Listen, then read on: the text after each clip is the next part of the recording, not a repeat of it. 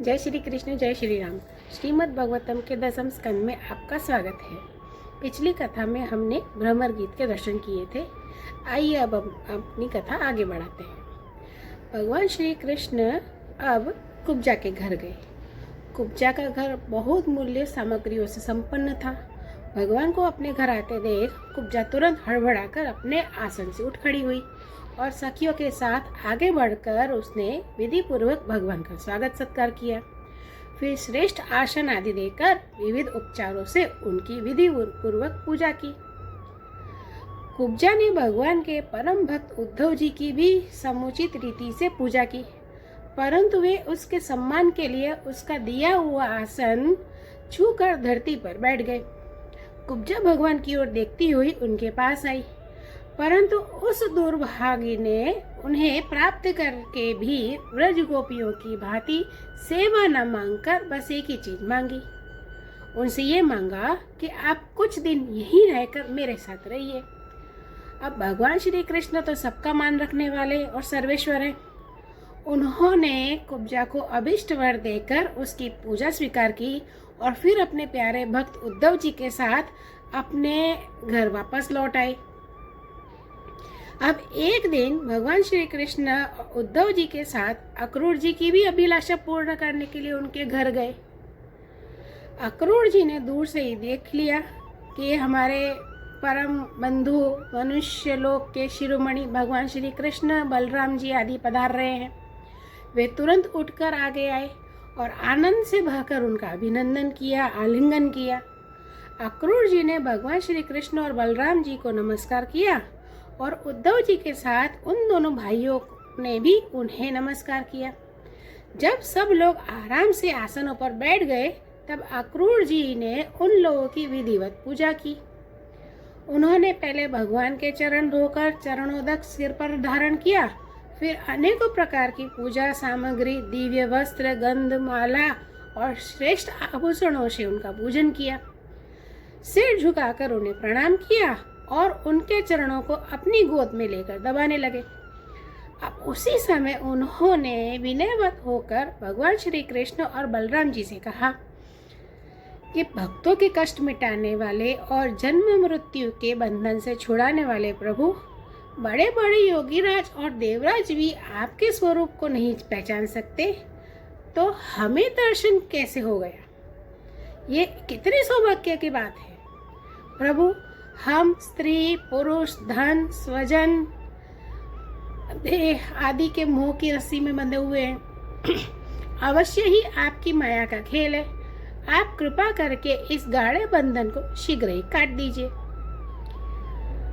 जब अक्रूर जी ने भगवान श्री कृष्ण की स्तुति की और उनसे ऐसा कहा, तो भगवान श्री कृष्ण ने मुस्कुराकर मधुर वाणी से उन्हें मोहित होते हुए उनको मोहित करते हुए उनसे कहा कि तात, आप हमारे गुरु, हितोपदेशक और चाचा हैं।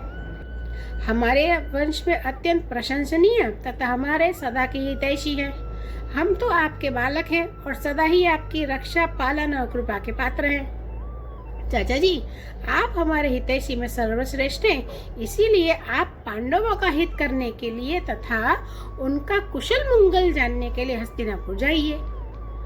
हमने ऐसा सुना है कि राजा पांडु के मर जाने पर अपनी माता कुंती के साथ युधिष्ठिर आदि पांडव बड़े दुख में पड़ गए हैं। अब राजा धृतराष्ट्र उन्हें अपनी राजधानी हस्तिनापुर में ले आए हैं और वे वहीं रहते हैं। आप जानते हैं कि राजा धृतराष्ट्र एक तो अंधे हैं और दूसरे उनमें मनोबल की भी कमी है। उनका पुत्र दुर्योधन बहुत दुष्ट है और उसके अधीन होने के कारण वे पांडवों के साथ अपने पुत्रों जैसा समान व्यवहार नहीं कर पाते हैं। इसलिए आप वहां जाइए और मालूम कीजिए कि उनकी स्थिति अच्छी है या बुरी। आपके द्वारा उनका समाचार जानकर मैं ऐसा उपाय करूंगा जिससे उन सुहृदों को सुख मिले।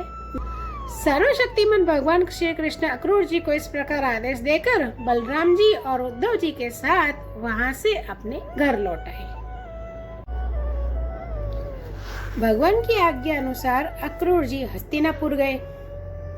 वहां वे पहले धृतराष्ट्र, भीष्म, विदुर, कुंती, द्रोणाचार्य, कृपाचार्य, कर्ण, दुर्योधन, अश्वत्थामा, युधिष्ठिर और 5 पांडव और अन्य मित्रों से मिले। जब अक्रूर जी सब मित्रों और संबंधियों से भली भांति मिल चुके, तब उनसे उन लोगों ने अपने मथुरावासी स्वजन संबंधियों के कुशलक्षेम पूछी। उनका उत्तर देकर अक्रूर जी भी हस्तिनापुर वासियों की कुछ पूछताछ की। अक्रूर जी यह जानने के लिए कि धृतराष्ट्र पांडवों के साथ कैसा व्यवहार करते हैं, कुछ महीनों तक वहीं रहे। सच पूछो तो धृतराष्ट्र में अपने दुष्ट पुत्र की इच्छा के विपरीत कुछ भी करने का साहस नहीं था। वे शकुनी आदि दुष्टों की सलाह के अनुसार ही काम करते थे। अक्रूर जी को कुंती और विदुर ने यह बताया कि धृतराष्ट्र के लड़के दुर्योधन आदि पांडवों के प्रभाव, शस्त्र कौशल, बल, वीरता, विनय, ये सब सद्गुण देख देख कर उनसे जलते रहते हैं। जब वे ये सब देखते हैं कि प्रजा पांडवों से ही विशेष प्रेम रखती है, तब तो वे और भी चढ़ जाते हैं और पांडवों का अनिष्ट करने पर उतारू हो जाते हैं। अब तक दुर्योधन आदि धृतराष्ट्र के पुत्रों ने पांडवों पर कई बार विषदान आदि बहुत से अत्याचार किए और आगे भी बहुत कुछ करना चाहते हैं। जब अक्रूर जी कुंती के घर आए, तब अक्रूर जी को देखकर कुंती के मन में अपने मायके की स्मृति जाग उठी। उनके नेत्रों में आंसू आ गए। उन्होंने कहा कि प्यारे भाई, क्या कभी मेरे माँ बाप, भाई बहन, भतीजे, कुल की स्त्रियाँ और मेरी सखी सहेलियाँ क्या मुझे याद करती है? मैंने सुना है कि हमारे भतीजे कृष्ण और बलराम बड़े ही भक्तवत्सल और शरणागत रक्षक हैं। क्या वे कभी अपने फुफेरे भाइयों को भी याद करते हैं कि नहीं? मैं शत्रुओं के बीच घिरकर शोकाकुल हो रही हूँ। मेरी यही दशा है जैसे कोई हिरनी भेड़ियों के बीच में पड़ गई हो। मेरे बच्चे बिना पिता के हो गए हैं। क्या हमारे कृष्ण कभी यहाँ आकर मुझको और इन अनाथ बालकों को सांत्वना देंगे? कुंती इस प्रकार अपने सगे संबंधियों और अंत में जगदीश्वर भगवान श्री कृष्ण को स्मरण करके अत्यंत दुखी हो गई और फूट फूट कर रोने लगी। अक्रूर जी और विदुर जी दोनों ही सुख और दुख को समान दृष्टि से देखते थे। दोनों यशस्वी महात्माओं ने कुंती को उसके पुत्रों के जन्मदाता धर्म, वायु आदि देवताओं की याद दिलाई और यह कहकर कि तुम्हारे पुत्र अधर्म का नाश करने के लिए ही जन्मे हैं, बहुत कुछ समझाया, बुझाया और सांत्वना दी।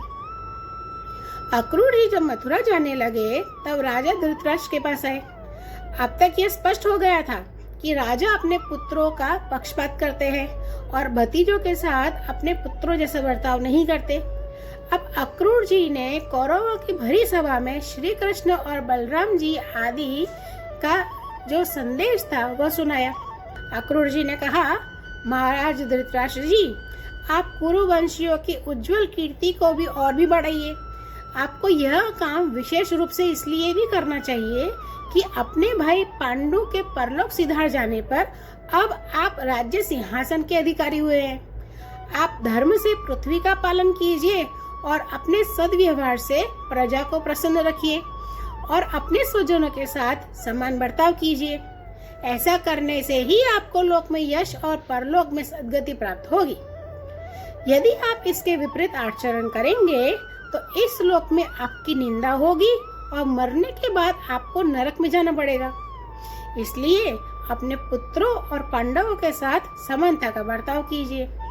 आप जानते ही हैं कि इस संसार में कभी कहीं कोई किसी के साथ सदा नहीं रह सकता।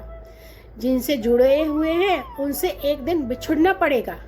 यह बात समझ लीजिए कि यह दुनिया 4 दिन की चांदनी है, सपने का खिलवाड़ है, जादू का तमाशा है और आप अपने प्रयत्न से, अपनी शक्ति से चित्त को रोकिए, ममतावश पक्षपात मत कीजिए। राजा धृतराष्ट्र ने कहा कि अक्रूर जी, आप मेरे कल्याण की भले की बात कर रहे हैं। जैसे मरने वाले को अमृत मिल जाए तो वह उससे तृप्त नहीं हो सकता, वैसे ही मैं भी आपकी इन बातों से तृप्त नहीं हो रहा हूँ।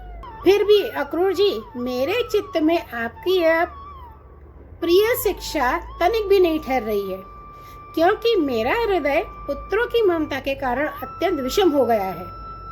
सुना है कि सर्वशक्तिमान भगवान पृथ्वी का भार उतारने के लिए यदुकुल में अवतरण हुए हैं।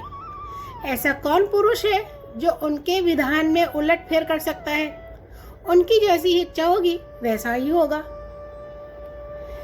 इस प्रकार अक्रूर जी महाराज धृतराष्ट्र का अभिप्राय जानकर और कुरुवंशी स्वजन संबंधियों से प्रेम पूर्वक अनुमति लेकर मथुरा लौट आए।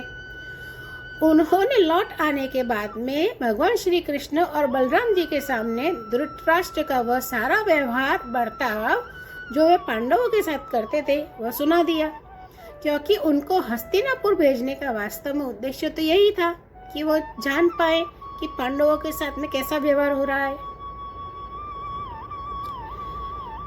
आगे की कथा में हम जानेंगे कि भगवान श्री कृष्ण ने और क्या क्या लीलाएं की थी। तब तक के लिए धन्यवाद।